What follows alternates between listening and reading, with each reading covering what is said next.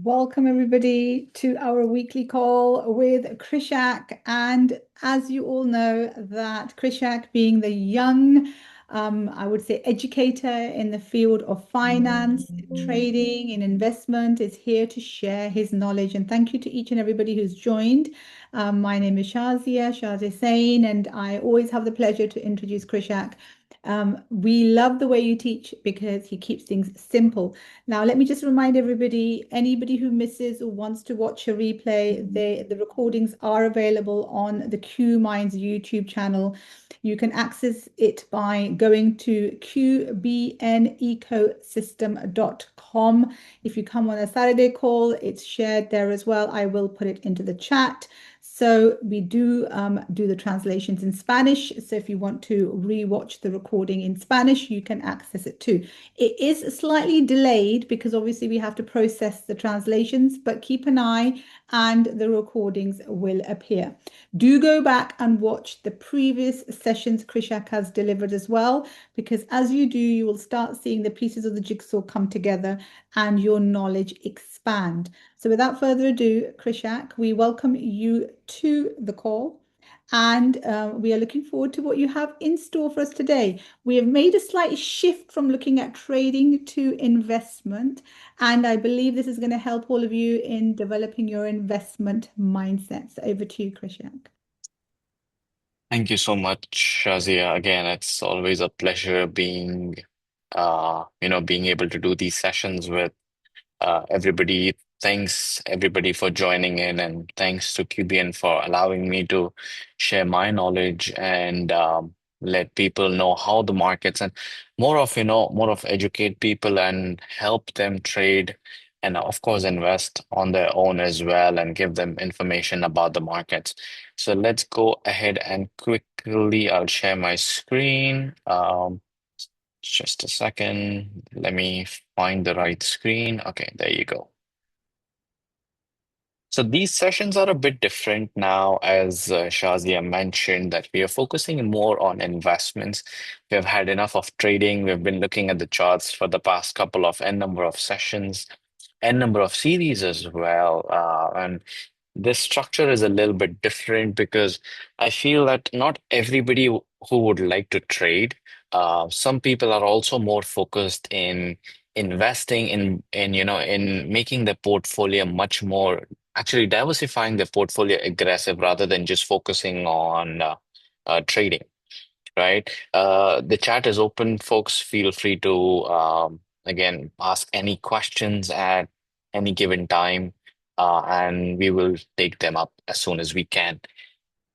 So these are the topics that we will be focusing on is how global economy events influence your investments, the impact of inflation, interest rates, and central bank decisions.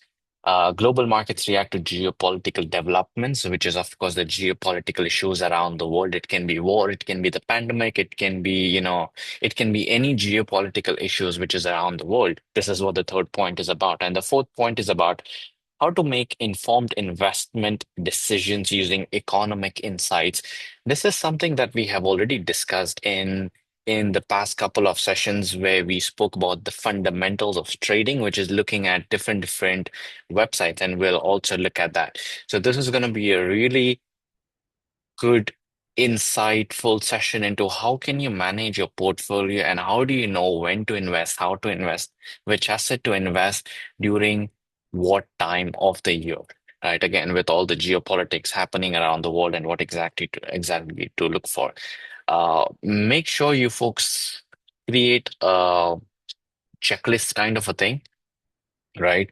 So get your pen and a paper ready. So we'll be going over a lot of different things, a lot of fundamentals here. So let's begin. So let's start with the first topic is how global economic events influence your investments. Now, when you look at your portfolio, you must have wondered that when you buy a particular stock, when you buy a particular asset, right, it may technically drop. It may drop in a day. right? Any idea why? And you may be clueless. Hey, the company has not announced anything. They have not announced their new projects. They have not announced that this is the earnings report. This is how much profit we made. There is no announcement from the company, right? Let's say, for example, if I, as a person, I bought XYZ shares of a company, right?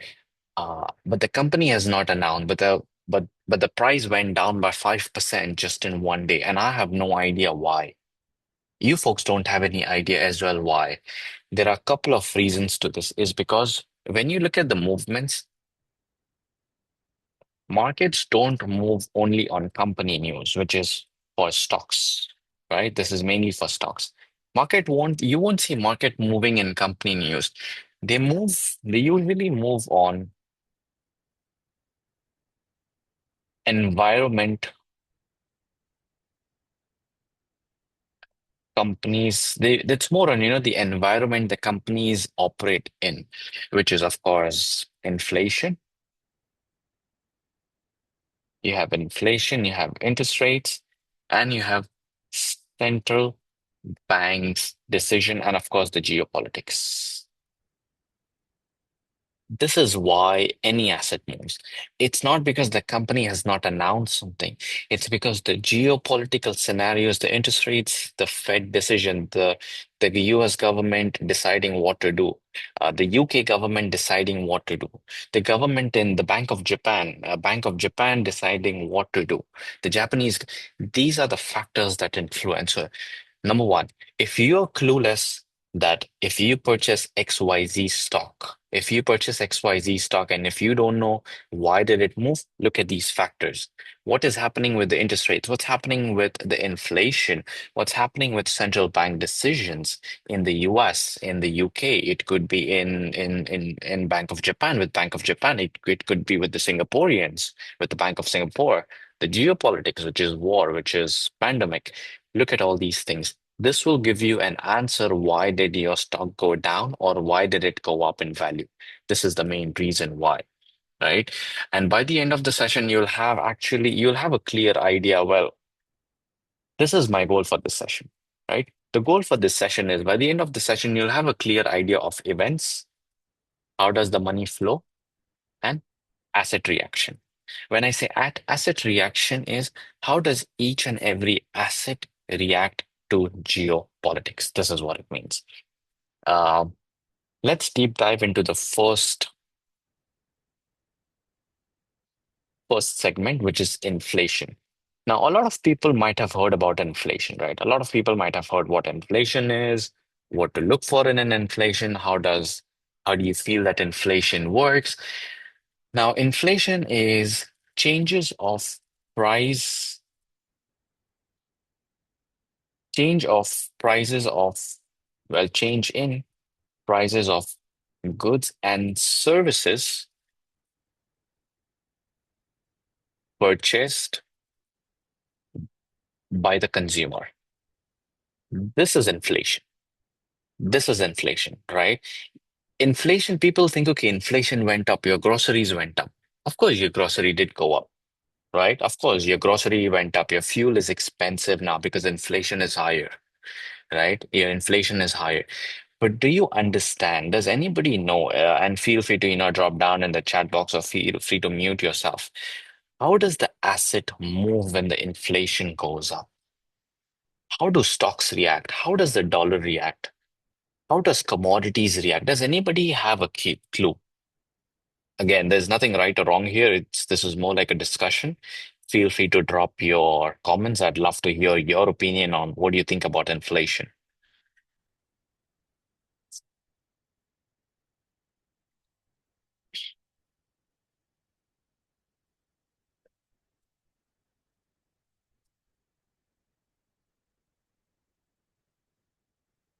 We'll just give it a couple of seconds to see if we have any comments coming in. Shazia says inflation is higher than income right now. You're correct.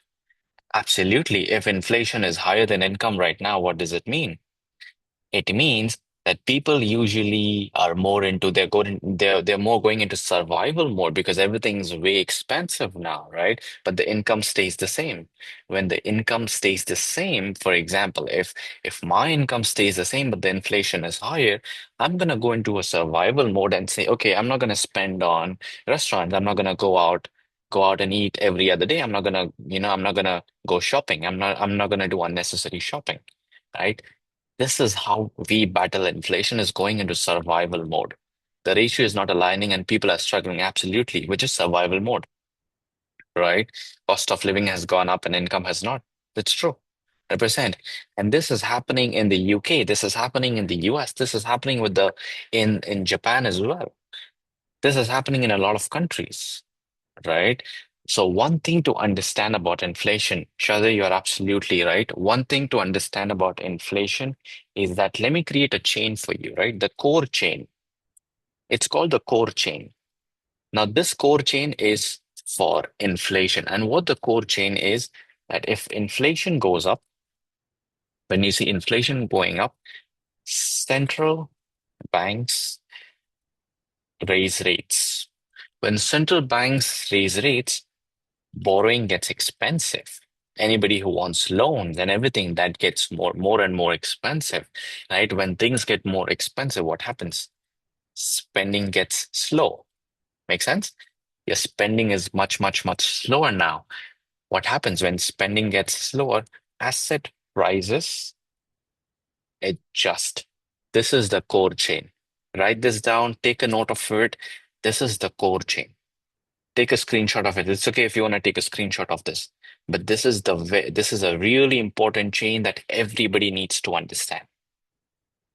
I'll repeat again. Inflation rises, inflation goes up, prices of goods and services go up. Central banks raise rates. What rates? What are rates? Rates are interest rates. This is what we will be looking at the next section as well.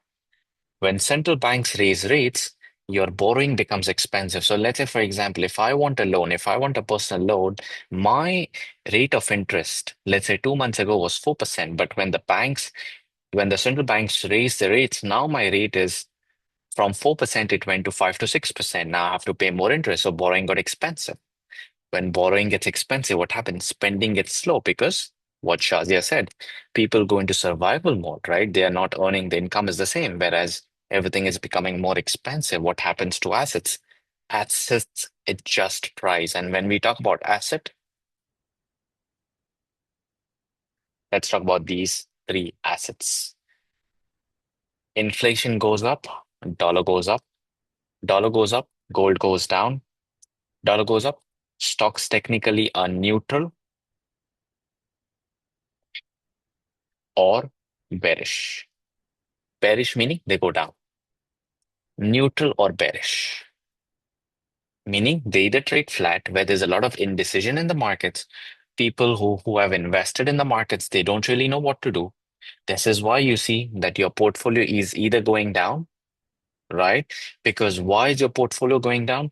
Look at this exact statement. Spending gets slower. Anybody who would like to invest will think twice before investing because they first have to check their necessities, right? What about my groceries? What about my rent? What about my XYZ? Necessities first, and then they look at investing. So what happens when people stop investing or when there are less investors because things become much more expensive, you will see stocks go down or they go flat. They don't go up. The only asset that goes sorry, the only asset that usually goes up is the dollar because the government and the banks will now be receiving much more money. This is what it is. This is how it works. This is the chain. Let's talk about interest rates real quick. Interest rates, what is interest rates? Is borrowing. Very simple, borrowing, right? Higher, I'll write this in a very simple word. Higher interest rate equals expensive borrowing. This is what it is. Higher interest rates is, of course, expensive borrowing. So the borrowing gets much more expensive. This is what it is, right? Any doubts, folks? Feel free to drop your questions. Any comment, feel free to drop it in the chats. Let's give it 5 to 10 seconds. Let's see if we have anything.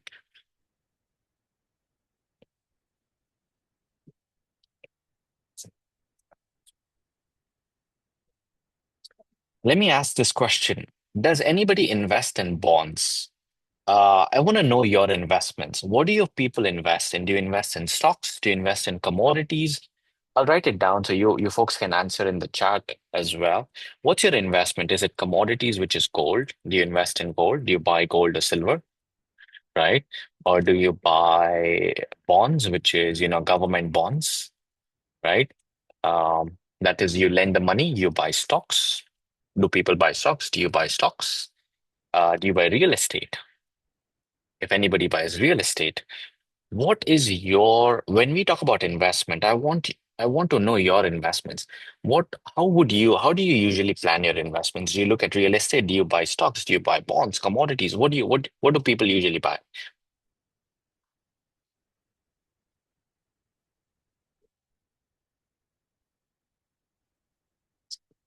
Like for me, I love buying gold.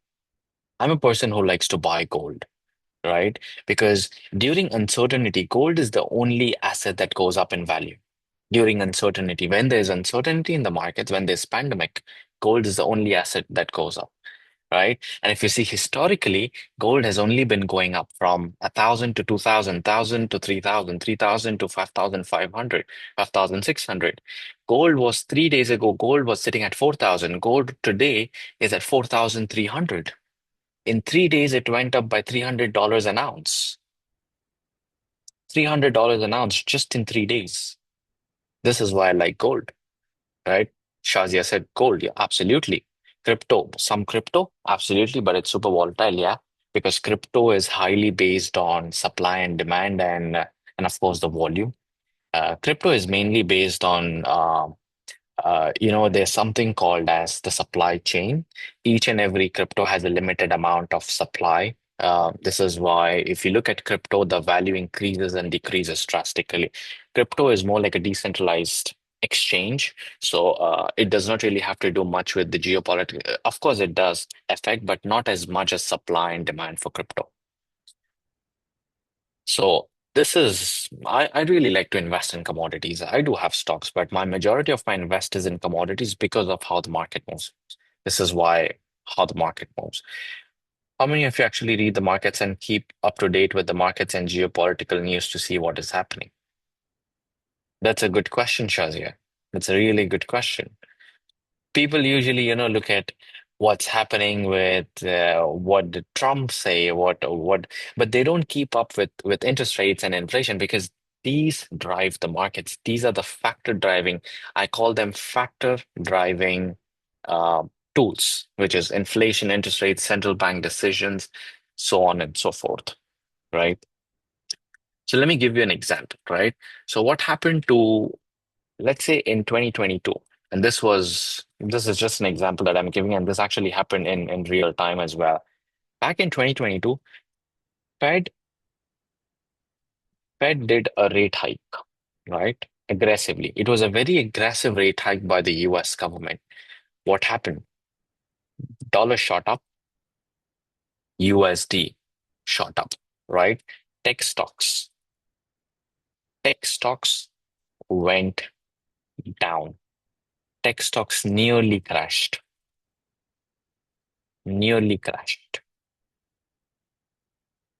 Tech stocks nearly crashed. What happened to gold? Gold went down as well. Gold went down as well, right? Why? Because the dollar went up. When the dollar goes up, anything against the dollar usually goes down in value. Dollar goes up, gold down. Dollar goes up, stocks are either neutral or bearish. The aggressive movement of the dollar creates a lot of panic in the markets. That's why you have fear and greed meter. If you look at the fear and greed meter, it's a semicircle where on one side you have fear and on the other side you have greed. And the needle keeps moving depending on what the dollar is doing, what's happening with the inflation, the interest rates. one thing to keep an eye on, and this is one homework that I would like to give you, is um, look at fear and greed index. Just go online and look at fear and greed index for the financial. It can be for crypto, it can be for stocks, it can be for commodities. You'll have a really good understanding of what's happening in the markets, right? So just to give you an, if the markets are very fearful, what happens? People are pulling out money. This is what happens. Greed, people are greedy and want more. This is what happens. When do people be greedy? When the market says, okay, I'll give you 200, but then they want extra 500, right? They want extra 500. So the market, you'll see the needle go in greed. Now the market is very fearful because of what's happening geopolitically. So now if anybody, if anybody looks at the fear and greed index, you'll see the needle to the left because the fear is on the left side. So you'll see the needle to the left because people are pulling out their money because of uncertainty in and around the world.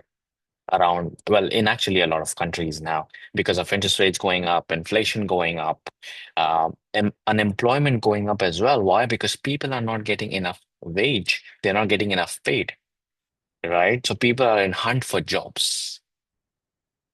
This is the reason why. So you'll see the markets in the fear side right now. So this is your little homework just to help you understand how the markets are and what's exactly happening with the markets. Any doubts, folks?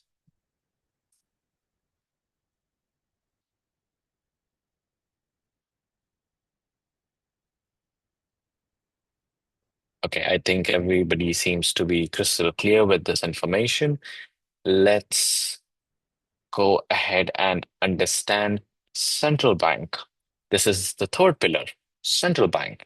So as of now, we have understood, let's just do a quick review. As of now, we have understood inflation, what happens when inflation goes up, what happens when interest rates go up, right? Which assets go up with inflation and interest rates? It's, of course, the dollar.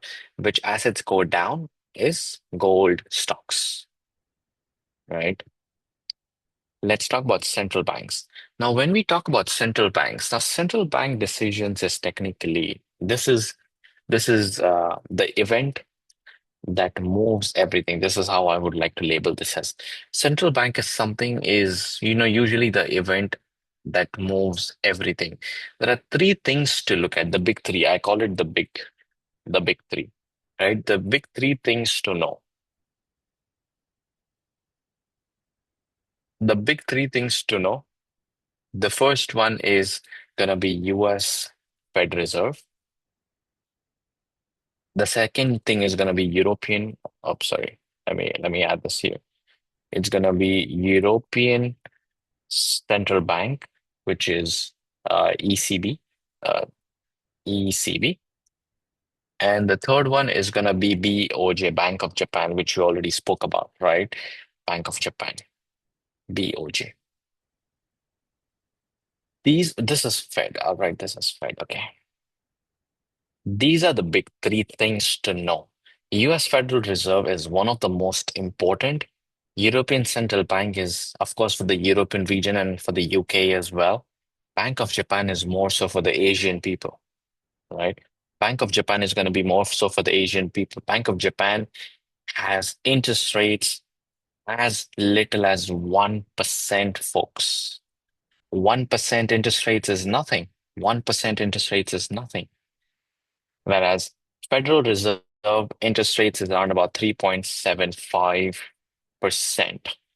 The Federal Reserve interest rates right now is around about 3.75%. So you see the gap. You see the gap between the US Federal Reserve interest rates and the Bank of Japan interest rates. This is the interest rates. Whereas the European Union interest rates is sitting at 2.65%. So European interest rates is somewhere, sorry, 2.25. It's not about 2.25 actually. 2.25 to 2.5 for the European Central Bank, which is for the UK, which is for the UK region and of course the European region. Bank of Japan has the lowest interest rates. That is why what these people, what the foreigners do, what the Americans do is the US borrows from Bank of Japan because of lower interest rates, right? This is why this is called this particular phenomena is called the yen carry trade. This is what it is called, the yen carry trade. Write this down, people. It's called the yen carry trade. Why is it called the yen carry trade? Is because the interest rates for the Bank of Japan is just 1%. Back then, it was negative 0.1%. Back then, a couple of years ago, it was in negative. So people imagine interest rates are negative. How much are you going to pay? You may be paying 0.75, 0.5% interest, right? So the banks were any which ways getting money. But then what happened? People started to take advantage of the yen carry trade. They borrow from the yen and they invest it into their market. So what did the US do?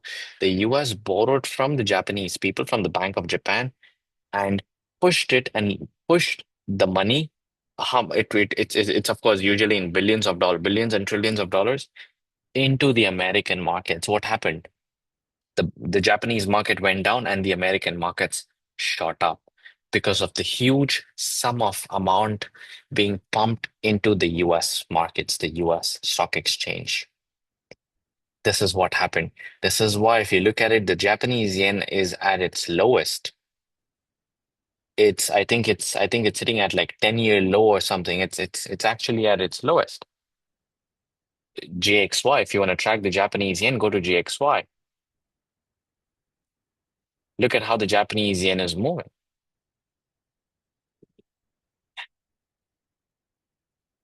Back in 2020, the value of the Japanese yen was sitting at 97.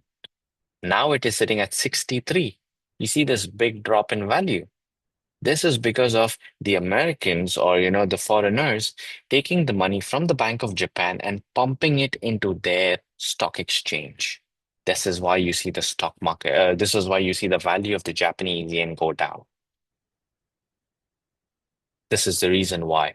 So it's always important to understand, what happens with different, because if the Japanese yen is usually going low, if the Japanese yen usually goes lower and lower and lower, what happens to all the other USD goes up. USD goes up. And when USD goes up, all the other go down in value. All the other currencies go down in value. We have a question by Jet Li. Hey, Jet Li, which sectors tend to benefit most when interest rates are lowered? Very good question. Um, when we talk about sectors, it is usually the tech sector. Usually the tech sector that benefits the most, because let's first understand, I'll just quickly go back to interest rates, is that when interest rates are lowered, what happens to the dollar? Dollar goes down, correct? The dollar goes down now because everything's just getting cheaper and cheaper. So the dollar goes down. What happens when dollar goes down? Tech stocks go up. Tech stocks go up. Actually, most of the stocks usually go up. Most of the stocks will usually go up. And then you also see gold going up. You will also be seeing how the commodity markets start going up because the dollar is going down.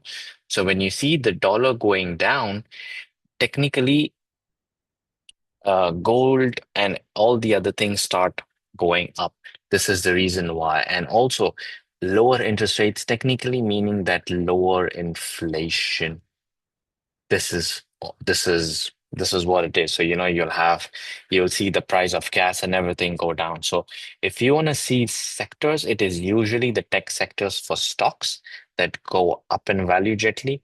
And for in terms of assets, focus on gold, because gold is one asset that historically it always goes up in value. I hope this answers your question.